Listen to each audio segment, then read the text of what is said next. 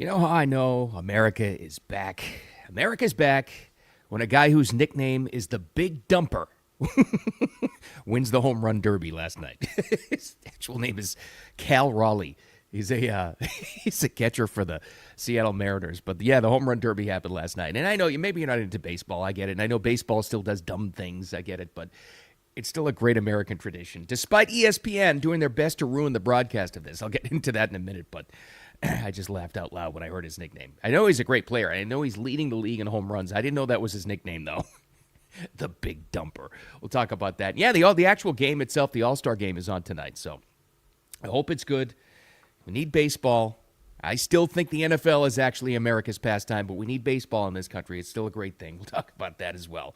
I'm going to spend literally less than a minute on the Epstein crap because I'm sick of talking about it too, but it was interesting yesterday. So now you know what's been revealed throughout this whole thing? We know who the Trump surrogates are, who they send out to the podcasts and the media to do some of the talking. Very revealing for all this. And it was Lara Trump yesterday saying, no, he's listening. All right, we'll see. We'll see if it does. An amazing story out of Ohio to talk about today, too. There was some poor cop, and I guess it was Richmond Heights, Ohio, trapped in his car as some disgusting cretins were twerking on the car. Well, they were undone by facial recognition ID. And I know you may not like this as a privacy advocate, and I get you. But here's a benefit of facial recognition ID because they caught them. So apparently the answer to twerking and getting rid of that is facial recognition ID. Maybe. I don't know. And in fun stuff, we got to talk about the new Disney dating app. That's right. I'm actually amazed it took this many decades for this thing to come out, but a guy is working on the beta version. Unintentional pun. Anyway, we'll get to that as well. A lot to talk about. Thanks for finding the live stream, Wicked Radio live stream. Appreciate you. Monday through Friday, every single day, 8 a.m.-ish, when the algorithm is with me. And then it's all posted on the replay later on here on X, if you're watching or listening later on to the replay. Thanks for the follows. Appreciate you. Put notifications on. Audio version as well, and all the other social media channels where you'll find Wicked Wisdom with Bill Adams. So I appreciate you so much. Let's get to it. The big winner of the home run derby last night, just for some fun. Ladies and gentlemen, the Big Dumper. The Dominican dominance comes to an end. The Big Dumper is your home run derby champion for 2025. And apparently all the next guy came in and the sound cut off, but the next guy comes in and he goes, and all the dumpies are celebrating. I'm kidding there, but when I say America's back, when a guy named the Big Dumper wins the derby, but it's actually true, because would you imagine anybody? It's referring to his butt size. Apparently, that's how he got the nickname. Now, can you imagine ESPN of all networks even saying the Big Dumper, even acknowledging his nickname, like 2 years ago? I don't think they would have. I really don't. They're that lame. But now they do. It's a good sign. It's a good sign for everybody, and good for him winning the home run derby. There was another element of this happening last night. So apparently, in the final round, so what they do if you've never seen this thing is you get, your preferred pitcher throwing lobs over home plate, and you try to hit him out, and that counts as, your score or whatever it is. And they always have a bunch of kids out there volunteering, which would be so much fun as a kid, catching balls that don't make it out of the park. Well, one kid last night in the final round apparently decided to go full Major League Baseball player on us, and he robbed a home run. He jumped over the fence, and he robbed one. It was amazing. No freaking way. No way. Oh, No he way! did.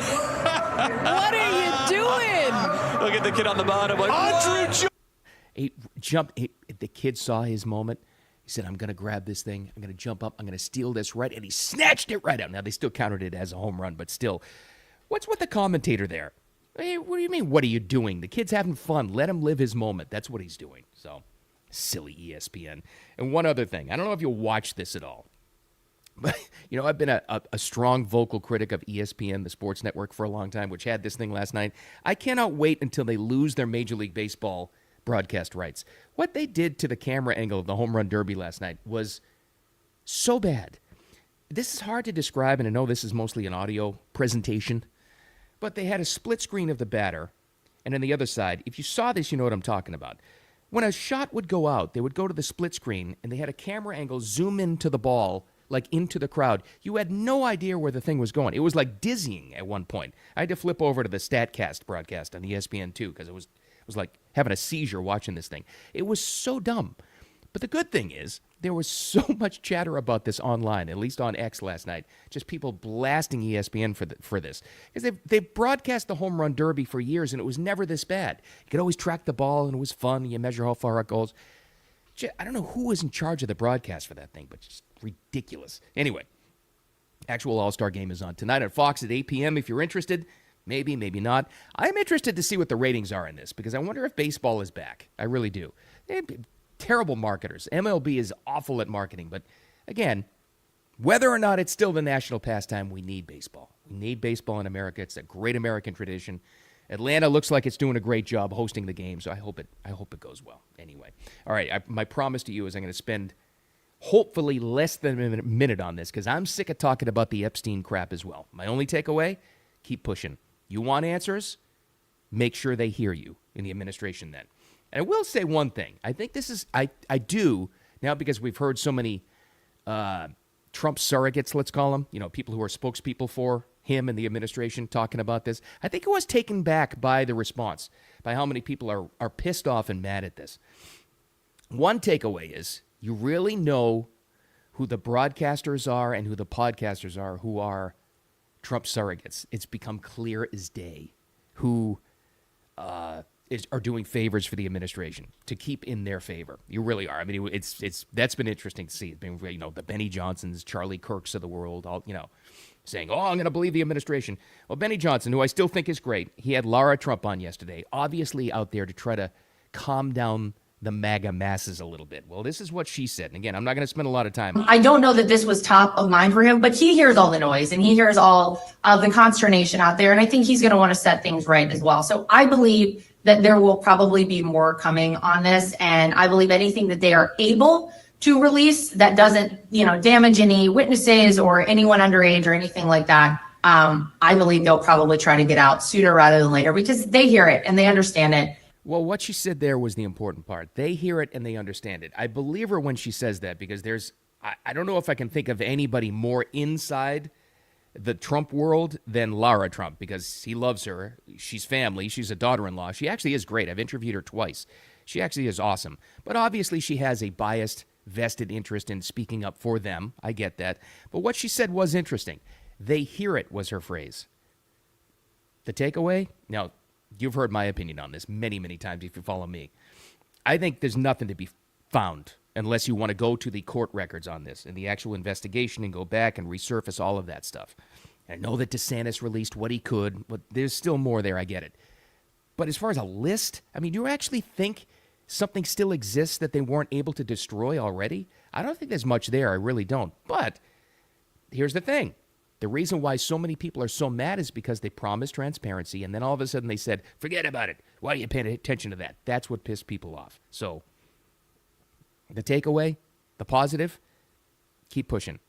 Keep pushing if you want transparency, because even if you don't get it in this particular topic or issue, you can get it down the road if you keep pushing. When they realize that we have information now, and you can keep pushing. One big national consciousness, like I said yesterday. All right, I've already spent too much time on that. This is my favorite story of the day. So we've all seen, and I'm not going to get, I'm not going to start talking about who actually the perpetrators are in this kind of thing, but you can guess. We've all seen just bad behavior in the streets because everything's caught on video now these days, right? We've seen riots will break out and all of a sudden randomly people start twerking. Twerking on top of police cars is kind of a new element on it, though. That's kind of new. Let's go to Richmond Heights, Ohio. So this happened over the weekend.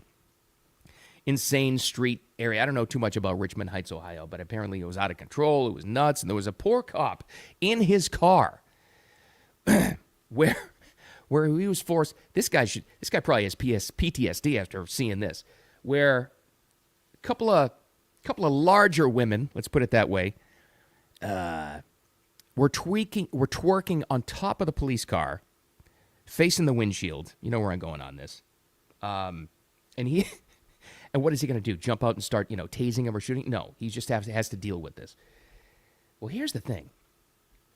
Facial recognition software has ID'd these two twerkers, and now they're facing charges. This is the actual cop who, poor guy, was in the car who had to witness this. Here he is describing the entire situation. A group of females walked by the cruiser and then returned back around this way. One of them climbed up on the push bumper and began to dance on the push bumper. And then another two females came walking around the other way as well, climbed up on the side of the car, standing on and dancing on the hood. And then another one then climbed up on the wheel and then onto the hood of the cruiser as well. Well, they've been identified and they're now facing charges, which is good. And I hope they do follow through with the charges, because you can't, the level of disrespect, number one, but it's also dangerous for, the cop. Obviously, you can't do that. It's just overall just disgusting, okay? Now, this has led to another issue. If you're a privacy rights person, I totally get it. I understand that. And I know that a lot of us are, completely against facial recognition software. I get it. It's a concern. It's a privacy concern. And for some reason, going through TSA PreCheck, which one of the greatest consumer purchases I've ever made, I always run into the guy ahead of me at the airport who refuses to have his picture taken when you're checking in. And you don't have to. It's all right, whatever. It's fine. I don't care. And I understand that. But if you're against facial recognition software, it may be too late. I mean, unless you're completely off the grid and you never go anywhere and you never do anything, they have your picture anyway. They just do. They have us. They do. My theory on this and the way I look at it is, I have such a boring life. There's nothing you can catch me on. And there's people listening right now going, oh, yeah, well, they can take down anybody they want. Yes, they can. I understand that. But if you look at it this way, if they have so many hundreds of millions of files now on people throughout the world, are they really going to pick you out of a crowd? I kind of figure it's a lost cause. Just get me on the plane faster, or get me some, or in this case, take away the bad people. That's what I want. You use it for this kind of stuff, especially when it comes to twerking. Have we finally found an answer to stopping twerking? It may be facial recognition ID. Does it change your mind on it? Privacy, folks? I don't know. I just keep thinking about that poor cop trapped in his car as they're twerking. And on a serious note, though, another reason why in crowds, why they have to and have started to crack down on this, before COVID, it was always illegal to mass gather in masks to hide your... That's why they hide their face. Had nothing to do with COVID or safety concerns. Remember the riots of 2020? They were all masked up to hide their... And they could gather in crowds, but they could, they were hiding their ID. This is why you don't let people mass gather in masks. It was illegal before COVID. They let it go for a while, and now they're cracking down on it again. Good. Especially if it's going to stop twerking. All right, here's an interesting story of the day. So I don't know why it took so long for somebody to come up with this genius idea. Is it creepy? Could be, but I don't think that's this guy's intention. What I'm talking about is the Disney dating app. Well, I know the jokes are out there. We're all thinking it, so let's get it out. Let's get the joke out of the way right now. Disney dating app? Isn't that already called Grindr? I know. I've seen that written a million times on X. We've all thought, okay, whatever. We got that out of the way.